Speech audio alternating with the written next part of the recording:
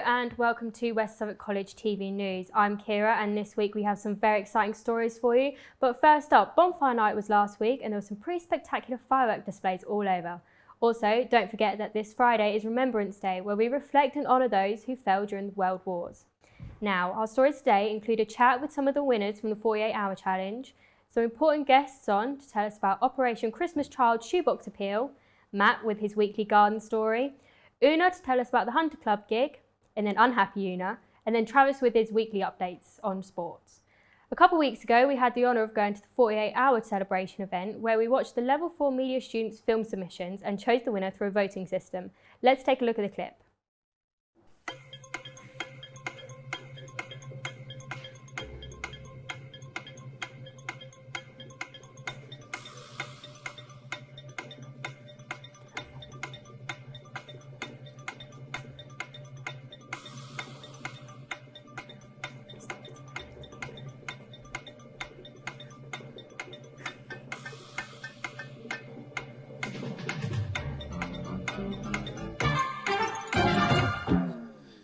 Two, 1, 0. 3 men and a lady.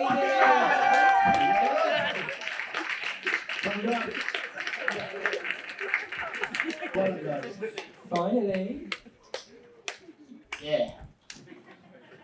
Too easy. So we've got 3 awards to hand out. If you've got anything you'd like to say, a speech or anything, because you've won the 48-hour challenge 2022. Yeah. Shout out Newmarket. Love it. That's all I got to say.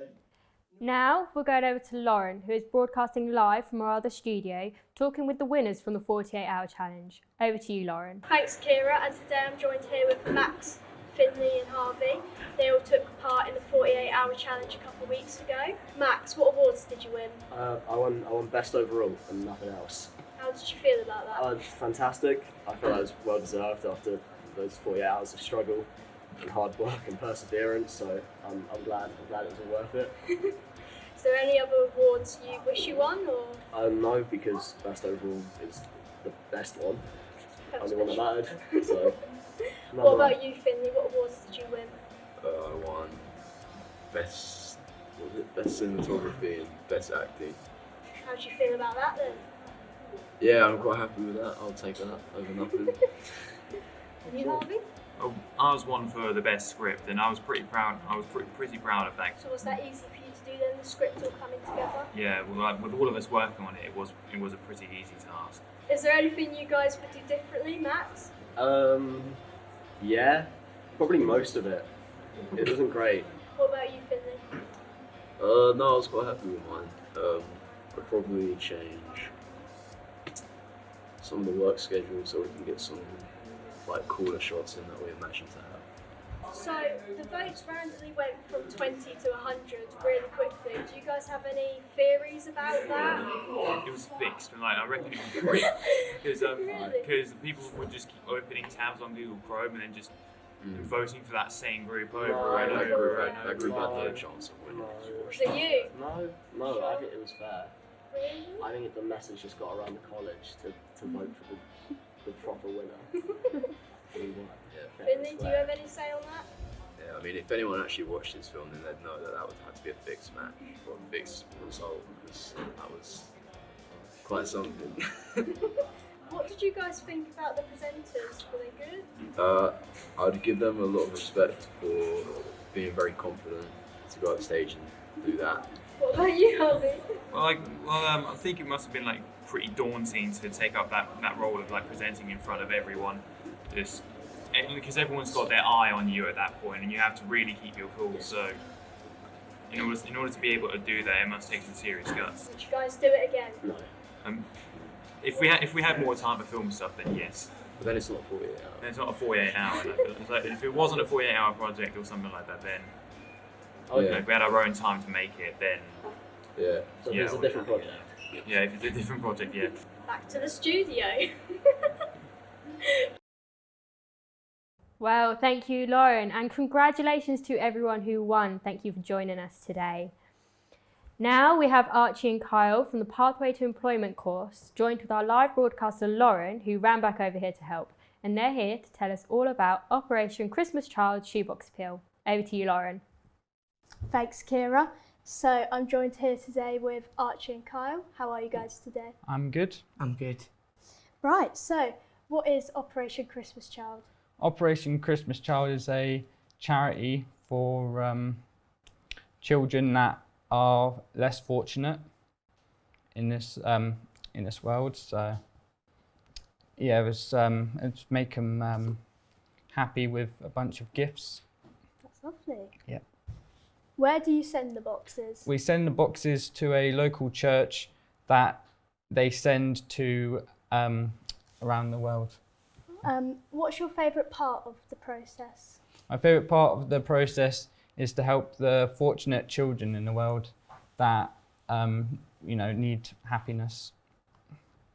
What about you, Kyle? I just do it with RC. Where can people bring these donations? They can bring it in the college on the 15th of November. Okay. Thank you, Archie and Carl, for talking and telling us about Operation Christmas Child today. Back to Kira. Perfect, thank you. So if you do have any spare items from the list that could be donated, please drop them off in the Operation Christmas Child shoebox appeal box in the Gateway reception. That will be due in for Wednesday, the 16th of November, so they can be prepared and shipped off by the 18th. And now we are welcoming our dedicated gardening specialist, Matthew. Matt. Hello. Hello, how are we today? I'm good. How are you? I'm doing very well. What have you got for us today? So I'm going to be talking about pumpkins and what you can do with them now Halloween's over. How was your Halloween? Oh, it was brilliant. I scared the living daylights out of some children. It was great fun. Poor things. No, they're all fine. So if you've still got your pumpkins and if you carved them, I didn't carve mine. I don't know why. Oh, well, that's just I silly. forgot. You just left them there. I know. But if you did carve them, you got all the seeds out. Save the seeds because you can grow your own pumpkin next year.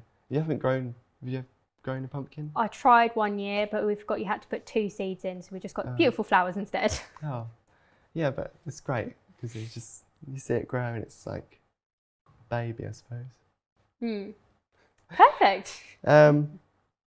But if you are going to store them, put them in an envelope or a sandwich bag just to keep them safe. The seeds. Yeah, seeds, Right, okay. not the pumpkins. I was going to say they're not going to fit in an envelope. But remember to label them because I've done that before and I've planted them and I've forgotten what they were, so I ended up with cabbages in the flower beds and the foxgloves in the vegetable area. So, That's not good. No. And I hear you've got a video for us today. I have. Brilliant. Let's take a look.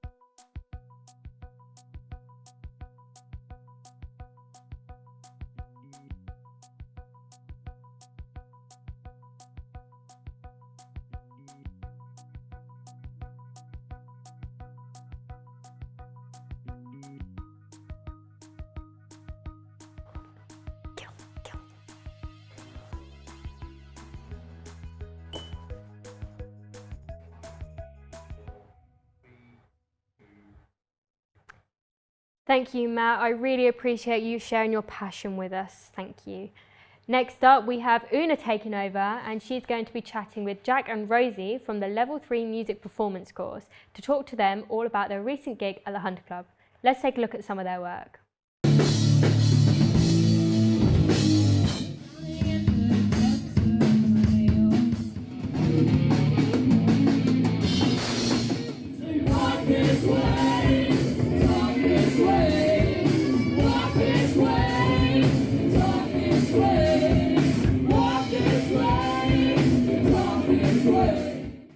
Thanks, Kira, and thank you, Jack and Rosie, for joining me today. all right. So, first gig of your second year Mhm. at the Hunters Club. I was fortunate enough to be there. Really fun, great vibes. You both have amazing stage presence. Thank you very much. But this isn't about me, so tell me, how do you think it went? Yeah, it was good. It was a really wicked. fun gig. Great start to like the year and to just get back to gigging again. Yeah, As, you miss it over the summer yeah, when you're not. playing with like you and Jake is like You you know, know it's great fun. Oh yeah, Rock no. on. I can imagine. So, how long have you been playing in your college band? Slughouse, right? Yeah. How long have it you was been playing in it since for? the Only beginning. this year. No, because we were in Slughouse last year. Oh yeah. Well, we weren't. We we were weren't playing last year, but we Slughouse. weren't like a band properly. We only kind of got like writing together probably February time this year. Yeah. And then just We kind of- started off just doing like covers with some sort of extra session musicians. The first thing we did together was a jazz version of FaceTime with My Mum by Bo Burnham and a ska version of Thank You Next by Ariana Grande mixed Yeah. with the Scooby-Doo theme tune. Yeah. So really got the creative juices flowing for us. That was what started it all, really. Yeah, And then, from there it's been monumental. We've just gone up and up and up. Yeah, we've got tour booked, We're number everything. one on Apple Music at the moment. Yep. So it's going pretty well. Yeah, we won't fact check that. So we understand you're both in bands outside of college. Do you wanna? What are the names of your bands? So I'm in Blue Sunday. I'm in a at the band. minute. Oh, sorry. I'm in a band called Substation.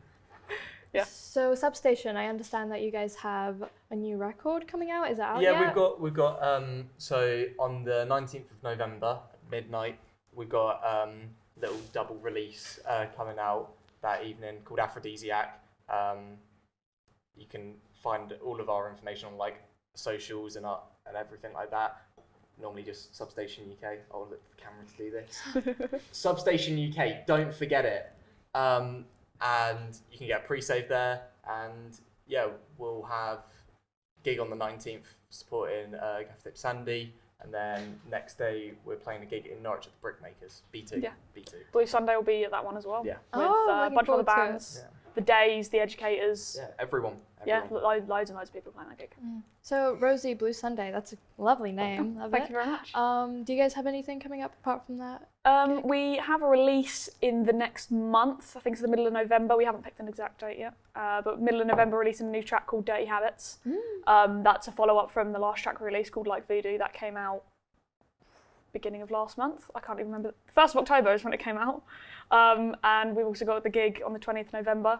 And we're going to be on BBC Introducing for an interview and an acoustic live session that's getting recorded Wednesday the 9th.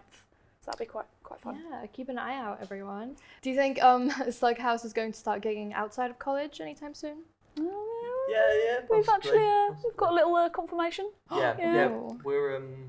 We're looking to move outside of just being a college band. Yeah. And try and do something a bit more. Yeah, got to spread your wings, man. Yeah.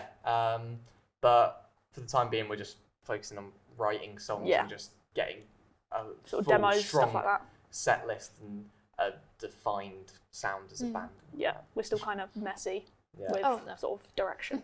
Yeah. So being in two bands, that's double the gigs. So are you used to them?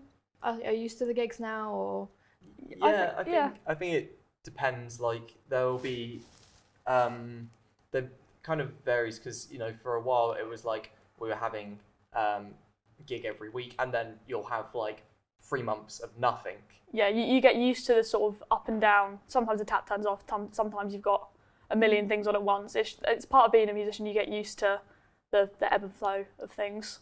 Yeah, but it's no, we've gotten used to it. I think it's not at the moment. It's not really like clashing at all with our like other work and stuff, but maybe it will at some point. But Yeah, I think it's because a lot of our projects sound so different from each other. So Blue Sunday sounds nothing like Slughouse. I would say Substation shares more similarities with Slughouse Yeah, a than little bit. Blue Sunday with Slughouse, but because there is such a difference, there's never like shared bookings for things, so we never have to worry about who's sharing a bass player, who's sharing a drummer, stuff like that. Yeah. That sounds really stressful. I can never be a musician. But yeah, you guys were great. Thank you guys for chatting with Una, and I look forward to hearing about any future gigs you have. And next up, we have our resident sports correspondent, Travis. Thank you, Kira. A bit of an FA Cup special for you today, as many of our local sides progress this weekend, and a few local shocks. Up first, Needham Market travelled to Burton Albion with 4 leagues separating the sides. Unfortunately for Needham, they couldn't hang out early on, and they conceded in the opening and closing stages to give the favourites the second round passage with that goal. Curzon Ashton played host to Cambridgeshire side Cambridge United, who are League One, who were expected to progress through as favourites but found themselves frustrated by their lower league opposition, despite creating a number of good chances. And last but not least, Kings Lynn produced a massive shock as they travelled all the way up to Doncaster, with Omotayu grabbing an 81st minute winner to see the National League North side progress to the second round against their opposition. And that wraps up the FA Cup weekend. Shocks, drama and some fantastic goals. Thank you, and back over to you, Kira. Perfect. Now, I hear you've got sports cliche of us for this week. Yeah, so we've got a really cool cliche of the week today, and it is throw the kitchen sink, which was initially coined in 2003 by Martin O'Neill, the former Republic of Ireland manager. And it's basically when a team is struggling to take the lead, and they're maybe 1-0 down in the 90th minute, and they need to throw everybody forward to try and get a lucky goal, really. And that is called throwing the kitchen sink. Wow, never would have guessed that in a million It's weird, years. isn't it? It is weird, but I suppose it makes sense because you know when you pack your bag, you pack everything, including the kitchen sink. Yeah, exactly. So it makes sense. Exactly. You see, yeah, things But do make sense in football sometimes. Never heard someone say it in real life. No. Well, you just have now. I have. Thank you, Trav. Perfect. And now we have the papers to round us off. Oh, okay. So what do we have today? Have a look. So I have one about the recent takeover from Elon Musk of Twitter, and that he will be bringing wholesale changes to the service and how it works, allowing users to pay £8 for one of those blue tick check marks, which are usually reserved for only politicians, celebrities, government officials. So £8 a month. That's quite expensive, isn't it? Yeah, I mean, but for that blue tick, a lot of people see that blue tick as... Is it just for a blue tick? Yeah, well, there's a few other kind of little features, but... Do you know what they are? No, I mean, it's called Twitter Blue, and the plans are still being drawn up, but there will be definitely a blue tick available next to your name, and that's a really big deal, especially on Twitter. Do you know how you get the blue tick? Do you know how you get Literally, Twitter you just have to pay £8 a month, and it will be releasing in the next 2 to 3 weeks, apparently. Can't say that I'll be doing that. I mean, Right, if well, that's what you're into. each their own, each their own. On a bit of a more serious note, there's a story here. I'll read it out for you. Head teachers across Suffolk are facing a cash crisis, aiming national warnings that 9 out of 10 schools could run out of money next year. That's not very good, is it? You think that considering it's run by the government, they'd put more funding into that? Because if you think like funding for schools is quite important, because obviously everyone goes to school, we need to be well educated. Absolutely. Wow. It doesn't sound very good for us, does it? I mean, if we're having less staff to go around, you've got to think like, back when I was in school, I probably didn't have the best education, but you think they're not very controlled very well, are they? And to have less staff and to have to teach more, that's such big pressure. Joining up classes and everything. Yeah, and that's I'd like to see how that goes in the future. So that's quite an important subject. Definitely. Found a story here on I'm a Celebrity. Did you watch it last night? Yeah, I did. Did you watch it? I did, yeah. Oh, I saw the spiders and I was like, you know what? I don't usually watch it, but I thought just because of Matt Hancock being on there. That's what it says here, Matt Hancock. Was he on last night then? No, I think he's a latecomer. I think he comes on tonight, which is 9 p.m. It says here that he wants to raise the profile of his dyslexia campaign to help every dyslexic child unleash their potential. So that's why. What's being dyslexic got to do with I'm a Celebrity though? Yeah, I'm not. I think he has like a charity for like dyslexic children and stuff, and I think he's saying that he wants to raise awareness by going on I'm a Celeb. There's quite a few strong opinions about him. Yeah. Sounds like a bit of waffle. Where is it now? Is it back in Australia? Yeah. I'm That not sure jungle. what I thought about it being in Wales. That was a bit. I didn't watch them. Did you not? Did you? No, I think that's why I didn't watch it this time. wasn't the vibe last time, was it? Over in. It's just not the same when it's not in Australia, I know, really. I know. What big names were there? I didn't watch it. Olivia Atwood's on there from Love Island. Oh, okay, okay. Boy George, Boy George, who yeah. I'm sure you'll know at least one of the songs. What is it? Karma Chameleon, something like that. Yeah, I don't know how. Yeah, I should know, but yeah.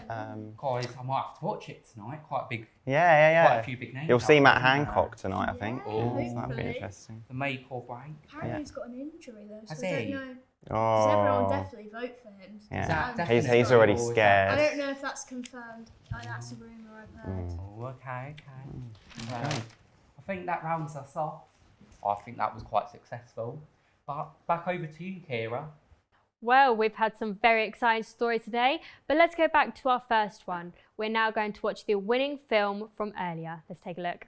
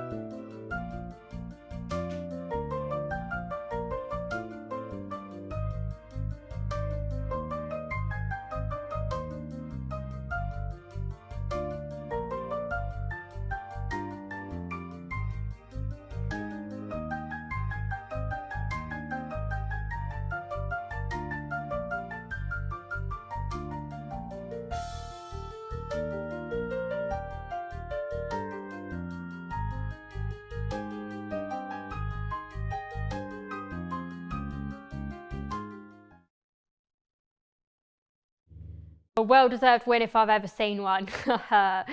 That's all from us this week. I've been Kira. Thank you very much for watching and we'll see you later. Bye-bye.